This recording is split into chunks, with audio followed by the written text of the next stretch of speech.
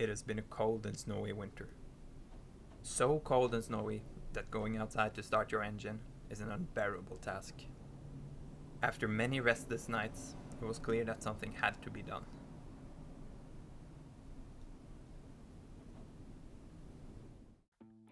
The concept is simple. What we need is a remote control system for the engine. The engine control unit needs to collect and control everything related to the engine. To get the remote control functions to work, we need both a transceiver and a receiver. In this case, we're using a 2.4 GHz radio on a dedicated circuit board. There are two versions of this circuit. One suitable for Raspberry Pi and one for Arduino Nano. To coordinate everything, the units communicate with each other over CAN bus. On the CAN bus, another separate device reads all the messages and sends commands to the other units. The hardware for this is the same as the receiver radio. The idea is to keep the system modular, such that adapting and expanding the system is easy. When time comes to add lights, horn or other functions, it's a matter of plugging in another unit and adapting the code of the LDU.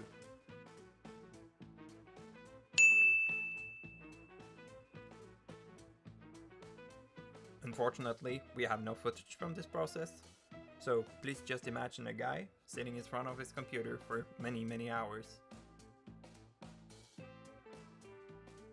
Now, a word from our sponsor, NC PCB, your go-to supplier for all your PCB needs. Just kidding, we had to pay for everything ourselves. No PCB manufacturer is silly enough to sponsor this. Now, time for a build montage.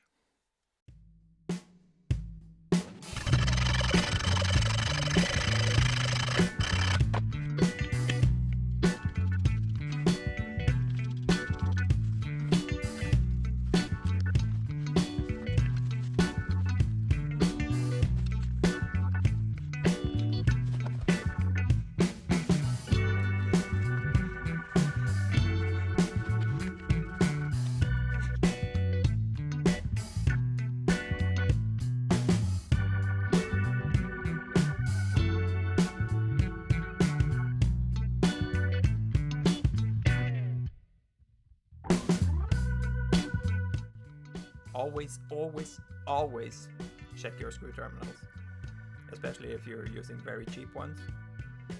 Sometimes they bind or don't work. I learned this the hard way.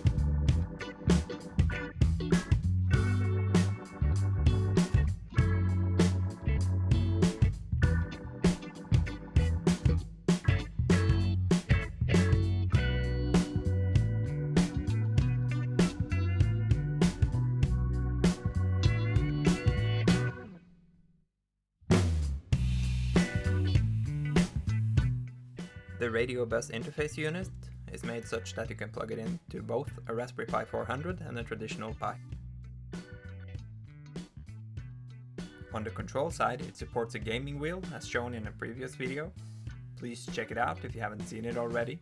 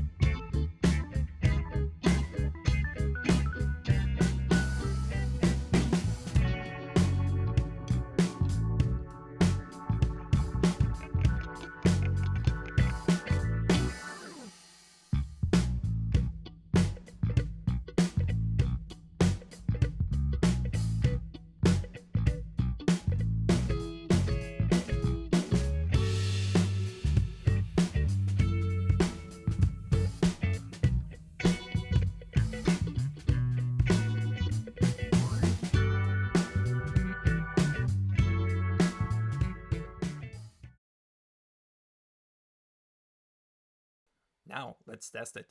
For sure it's going to work the first time, right?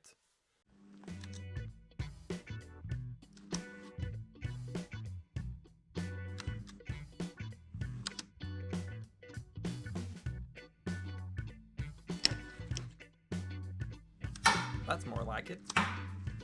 Remember to connect the ground fault.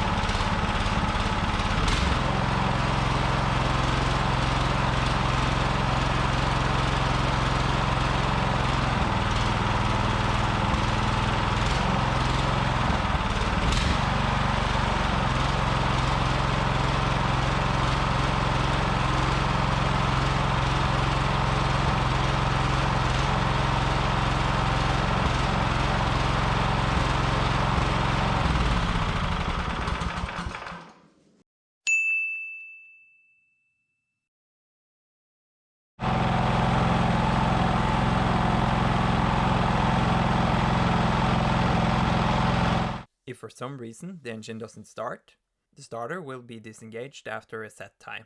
Here I'm running the engine out of fuel to demonstrate this.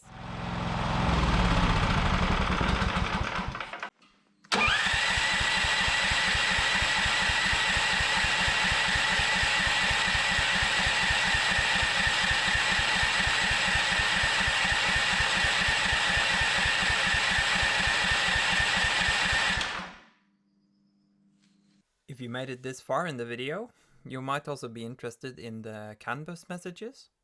And here are two screenshots of the structure of the messages for both the ECU and the radio bus interface unit.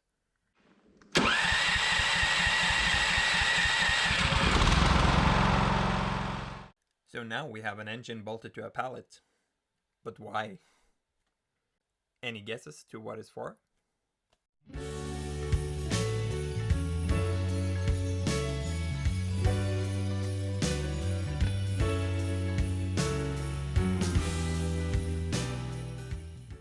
Hopefully this made some sense to you. There's many hours that has gone into the design of these ECUs and the system in general. I hope you enjoyed it as much as I did. Thank you for watching.